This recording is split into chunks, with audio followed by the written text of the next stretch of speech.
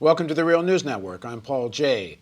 On Monday, Russian President Vladimir Putin met with Iran's Supreme Leader Ali Khamenei at a summit in Tehran held for the gas exporters' country's forum. The leaders commended each other for developing closer economic ties and greater geopolitical cooperation, and both spoke critically of the role of the United States in Syria, with Khamenei at one point saying, "The Americans do not have an honorable diplomacy." Now joining us to discuss the honorable or dishonorable diplomacy of the United States is Larry Wilkerson. Larry joins us from Williamsburg, Virginia. Larry is the former chief of staff for the U.S. Secretary of State Colin Powell, currently an adjunct professor of government at the College of William and Mary, and a regular contributor to the Real News Network. Thanks for joining us, Larry. Thanks for having me, Paul. Now, we won't get into whether Iran has honorable or dishonorable foreign policy. That's a subject for another day. But certainly the American role in Syria is on the face of it, rather contradictory, claiming to be fighting for democracy and wanting to overthrow the dictator Assad, except your biggest ally in the whole venture is Saudi Arabia, one of the more repressive dictatorships on the planet. So what do you make of this accusation or critique that of the Americans by the Iranian leader? I just happen to have been reading some of the cables that were a part of the WikiLeaks trove, and one of those cables was a very candid message back from our embassy in Riyadh, as I recall, back to the Secretary of State and others, remarking on how the Saudis were still very much complicit in support of terrorism, particularly Lashkar-e-Taiba in Pakistan, Al-Qaeda, and others. So I take your point that this is duplicitous when we are allied with, if you will, and listening to the Saudis about actions we're taking in Syria. Whether or not we have an honorable or a dishonorable diplomacy and ultimately foreign policy, I think, is in the eye of the beholder.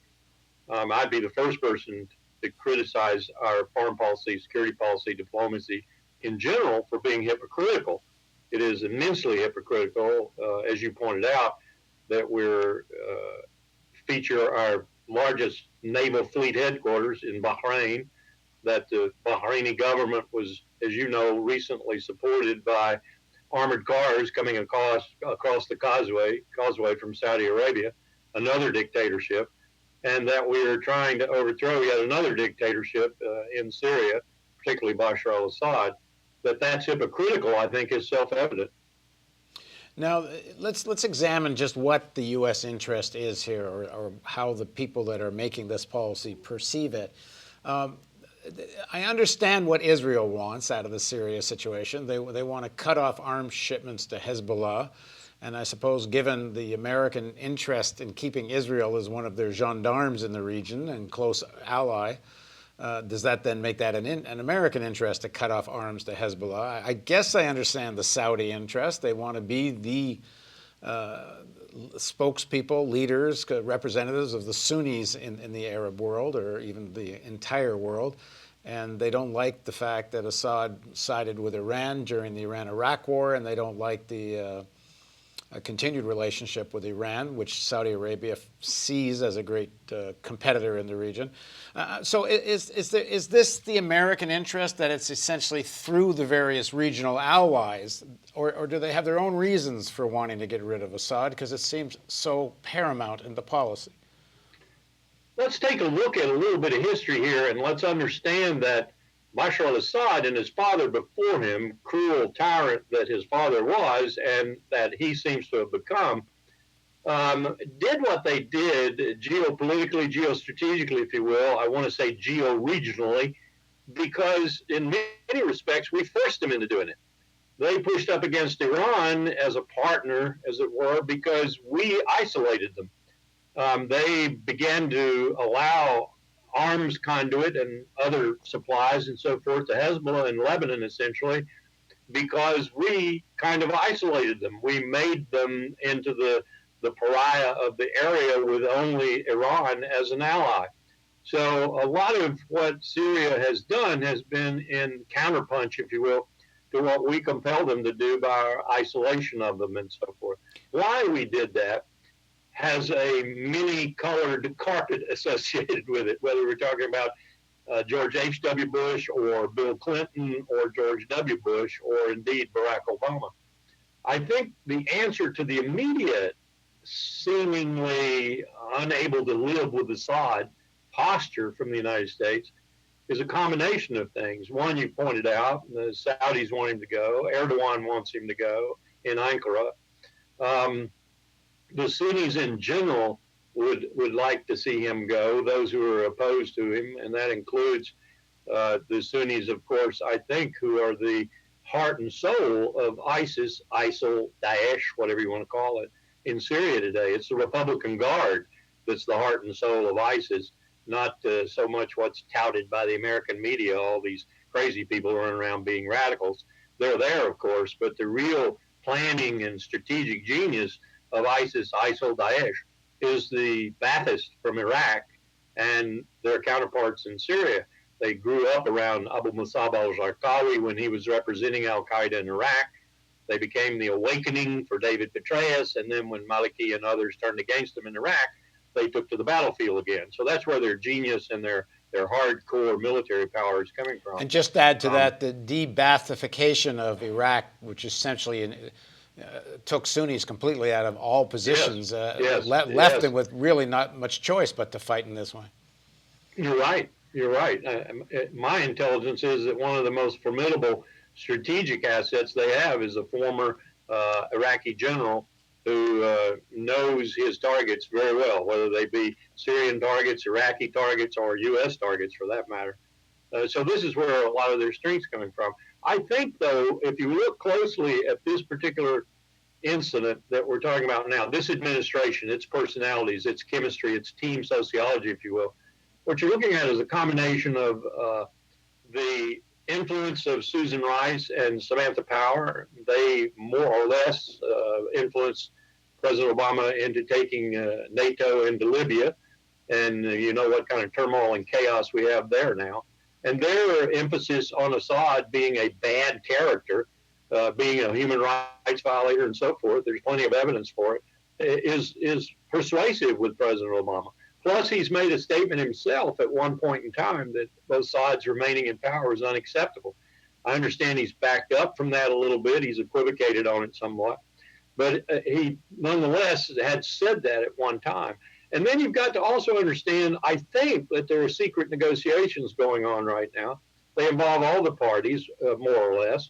And what we may be seeing is that Russia, perhaps Turkey, Saudi Arabia, interlocutors in these discussions have put forward a position for President Assad that the United States doesn't like at all, finds unpalatable.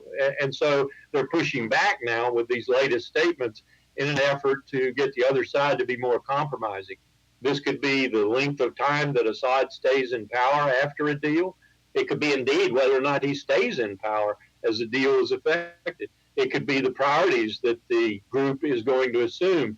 Do they leave Assad in power while they defeat ISIS and then work on a transition government? Do they take Assad out right away and then defeat ISIS? What's the priority and what's the sequence? It could have to do with that discussion, those I think, secret discussions right now, too, and building leverage in those discusustions. There are a number of reasons why the president might have changed his tack or seems to have changed his tack with regard to the acceptability or unacceptability of Bashar al-Assad. There seems to be some information surfacing on the internet. It's hard to track down how reliable it is. But that early in this process, there was some actual thinking on the part of the American professionals, at least, in making foreign policy or secret foreign policy, of encouraging an ISIS presence in Syria as a lever or leverage against Assad. Have you seen this, and what do you make of it? No, I don't think that would wash because, boy, if that were to leak, I think there are people in this country, including the majority of the American people, would be all over this administration in a way that they would find irresistible. That is to say, they'd be in trouble. So I just don't see us doing anything like that. I do note that a couple of sentences in a recent speech by Hillary Clinton seem to sort of equate ISIS and Tehran. Not necessarily that the one was supporting the other or vice versa, but that they were equally evil. I think that kind of statement and that kind of commitment to that stereotyping is dangerous, because I do think that Iran is absolutely essential. Whether they're doing it for self-interest or altruism is of no consequence to me. They're essential to eventual stability in Afghanistan, in Iraq, and ultimately to a political solution and some sort of stability in Syria. You cannot do it without Iran. So whatever is happening right now, I'm very much confident that the president is aware of that. He's got a lot of opposition to doing it, mostly in my political party, but I'm sure he's aware of that, and he's working these present negotiations with that well in mind. The Russians have taken some of the initiative away from U.S. foreign policy, it seems, meeting again. Rightfully so, and in my mind, concretely so, and more or less positively so, because they're doing some things that we felt we couldn't do for whatever reason. One of those things they're doing is they're attacking rather strenuously the $1 million a day, as I understand my intelligence sources, that the radical forces are getting from their oil sales. Now, the accusation against the Russian participation is that they're spending more time attacking forces like the Free Syrian Army, and there seems to be a great debate just what the size or significance of that still is. I talked to the huge debate. I talked to the reporter from Washington Post who claims that there really is a Free Syrian Army, and people that are claiming it doesn't really exist are wrong. I don't know the truth of it without being there. Nusra Front clearly is one of the main forces fighting against Assad, and clearly it's a more immediate threat to Damascus. There's some accusation Assad himself isn't really doing that much against ISIS. He's mostly fighting on the al-Nusra Front. It's very complicated, but the idea of a united front against ISIS and pulling back on the threat to Assad, is that gaining some traction in Washington? It's hard to tell. One day it seems it does, and the next it doesn't. I think you're right. It's hard to tell, but I would say that probably the to and froing is based on leveraging positions in these secret talks. That would be my guess anyway. I think at the end of the day, everyone agrees, Assad probably less than others, but because it's opportunistic for him to be that way, and he needs every opportunity he can find right now. But everyone's agreed that ISIS, the radical Islamist al-Nusra, I would include in that too, al-Qaeda, essentially are the number one priority, and that they have to be gotten rid of.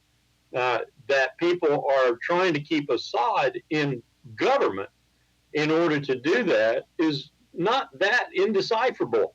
After all, Assad is the legitimate government of Syria. However much we may despise him, however much we may hate him, however much we may rhetorically find him unacceptable, Russia's right when they say they were invited there and we intervened, because he is the legitimate government of Syria. My God, we had an embassy there and we're dealing with him only a few short years ago, or months ago, I should say. So I find it kind of extremely hypocritical from our perspective, not just that we support dictators we like and fight dictators we don't like, and the liking and the hating is based on some other than strategic purpose, but I also find it ridiculous that we make these arguments about places like Syria, where we should be prioritizing our problems, our enemies, taking care of them, and dealing with lesser issues on a later basis.